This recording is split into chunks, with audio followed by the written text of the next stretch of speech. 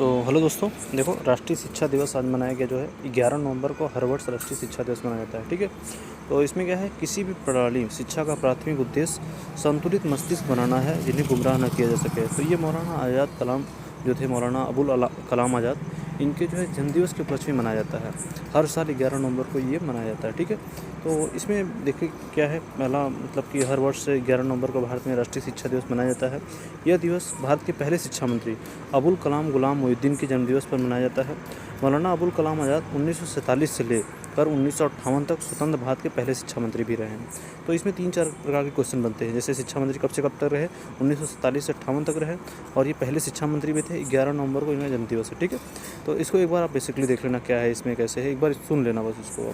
तो उसके बाद देखो क्या, 1923 में और फिर 1940 से 45 तक कांग्रेस पार्टी के अध्यक्ष के रूप में भी काम किया। मतलब मौलाना अबुल कलाम आज़ाद जो थे वो 3 बार भारतीय राष्ट्रीय कांग्रेस के अध्यक्ष के रूप में काम किया। पहला 1923 में काम किया, उसके बाद 1940 में काम किया, फिर 1945 में काम किया। ठीक है, अध्यक्ष के रूप में। और मौलाना आज़ाद कलाम इंडियन फ्रीडम और गुलाब खातिर सहित कई किताबें लिखी। 1952 में मरणोपरांत उनको भारत रत्न से भी सम्मानित किया गया। ठीक है, और देखो उन्होंने गुणवत्तापूर्ण शिक्षा तथा दृढ़ विश्वास रखने वाले मौलाना आज़ाद ने 28 दिसंबर 1953 को यूजीसी की स्थापना की। मतलब 28 दिसंबर 1953 को इन्होंने ही यूजीसी की स्थापना की। ठीक है, मतलब इनका जो यूजीसी की स्थापना में योगदान था वो मौलाना अबुल कलाम आज़ाद का बहुत अहम रोल था इसमें, यूजीसी की स्थापना में। इन्होंने मतलब उसके बाद 1956 से वो मतलब कार्यान्वयन उसका स्टार्ट हो गया था यूजीसी का, जो यूनिवर्सिटी ग्रांट कमीशन होता है। तो और इसमें 3 देखो, इसमें भी क्वेश्चन आपको बन सकता है, जैसे इंडियन फ्रीडम किसने लिखा, या गुलाब खातिर शहीद किसने लिखा। कई किताबों को इन्होंने लिखा था। और इनका जो जीवन है, मौलाना आज़ाद का जीवन वृत्त क्या है, तो मौलाना अबुल कलाम आज़ाद का जन्म 11 नवंबर 1888 को हुआ था। वे गांधीवादी दर्शन के अनुयायी थे। वे एक विद्वान, सामाजिक कार्यकर्ता और कांग्रेस पार्टी के नेता थे। और एक स्वतंत्र सेनानी के रूप में मौलाना आज़ाद खिलाफत आंदोलन के नेता भी थे, और उन्होंने 1919 में असहयोग आंदोलन को व्यवस्थित करने में भी मदद की। अब जैसे क्वेश्चन क्या बन सकता है कि राष्ट्रीय शिक्षा दिवस कब मनाया गया, तो 11 नवंबर को मनाया गया।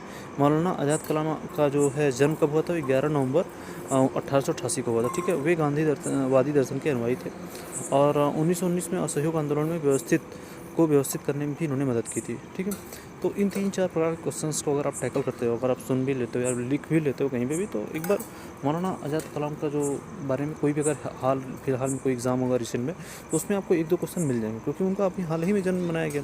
तो इनके जन्मदिवस से कई प्रकार क्वेश्चन बन सकते हैं, जैसे उन्होंने कांग्रेस पार्टी की कितनी बार अध्यक्षता की, तो 3 बार अध्यक्षता की। ठीक है, और अब इसमें बात नेक्स्ट क्या है, देखो शिक्षा मंत्री के रूप में उन्होंने IIT जो होता है, इंडियन इंस्टीट्यूट ऑफ टेक्नोलॉजी, भारतीय प्रौद्योगिकी संस्थान की स्थापना का श्रेय दिया जाता है। ठीक है, उन्होंने देश में शिक्षा और संस्कृति को बढ़ावा देने के लिए IISc और school of architecture and planning, संगीत नाटक कला अकादमी 1953, साहित्य अकादमी 1954 और ललित कला अकादमी की भी स्थापना की। ठीक है, तो इन्होंने क्या किया था, पहले तो IIT जो होता है, इंडियन इंस्टीट्यूट ऑफ टेक्नोलॉजी, भारतीय प्रौद्योगिकी संस्थान की स्थापना किया इन्होंने। उसके बाद इन्होंने जो है देश में शिक्षा और संस्कृति को बढ़ावा देने के लिए भी कई प्रकार के साहित्य अकादमी की स्थापना की, जैसे ललित कला अकादमी हो गई। और राष्ट्रीय शिक्षा से जो है उनके जो राष्ट्रीय शिक्षा दिवस से जुड़ी अन्य बातें भी आप लोगों को बताने जा रहा हूँ। तो 11 सितंबर 2008 को मानव संसाधन विकास मंत्रालय, भारत सरकार ने 11 नवंबर को वार्षिक राष्ट्रीय शिक्षा दिवस के रूप में मनाने का फैसला किया। मतलब ये 2008 से ही स्टार्ट हुआ है, 2008 से राष्ट्रीय शिक्षा दिवस को मनाने के रूप में मतलब फैसला किया गया। ठीक है, यह मंत्रालय अल्पसंख्यक समुदायों के छात्रों को MPhil और PhD करने के लिए वित्तीय सहायता के रूप में मौलाना अबुल कलाम आज़ाद राष्ट्रीय फेलोशिप भी देता है। ठीक है, तो ये 3-4 बातें हैं जो कि आपको